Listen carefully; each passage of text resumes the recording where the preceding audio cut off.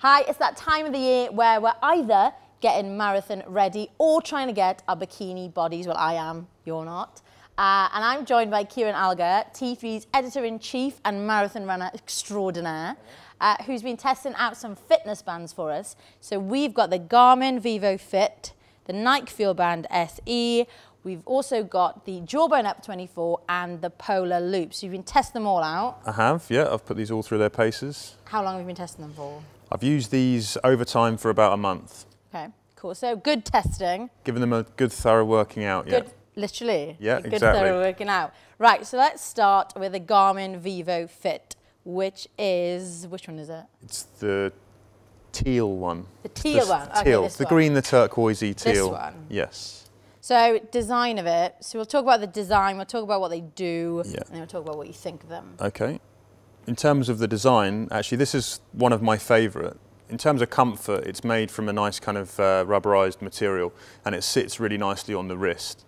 It's fairly ergonomic underneath, and it's kind of light. You kind of don't notice it's there, which is really positive from these things. You don't really want to feel that they're there when you're sleeping or when you're moving around, and this is one of them that actually ticks the box.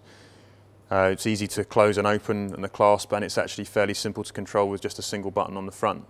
The screen is fairly rudimentary. It's a bit basic, but that has value that we'll talk about later on in terms of the battery life. It's really simple to operate. There's a few screens that go through to provide the statistics. But above all, I think on a design point of view, one of the nicest and the simplest fitness bands that I've tested. So it works, the screen pops out, right? Yes. So you kind of pop that in. Yeah, I really like it. I like the colour of it. Does it come in different colours? It does. So it's just different colours. So think you can suit any outfit. Yeah, I think you can get teal, you can get black, and you can pop it out. There's also different sizes of the wristbands if you've got a smaller wrist, and you can mix and match it up with whatever you're wearing at the time. Okay, so what does it do?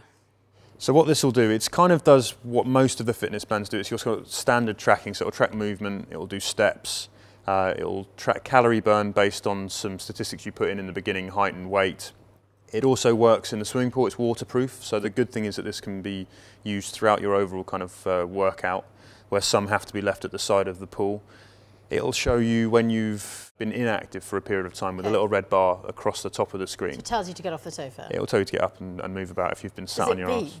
It doesn't vibrate or beep. That's the problem. You have to actually check it. That's one of the sort of downsides of it.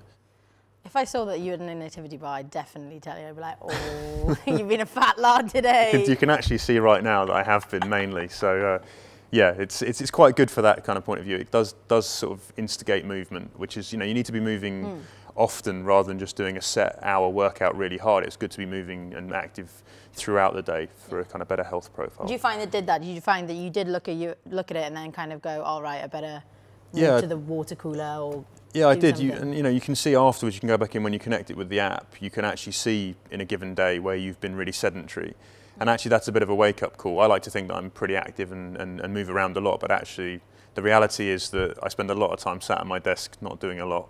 And that tells you to move. And it'll get me moving, yeah. So what about the accuracy? Is it quite good with accuracy? So did you find that it was good at telling you how far you'd run, how many calories, or did it vary? That's also one of the bonuses actually with the Garmin Vivo Fit.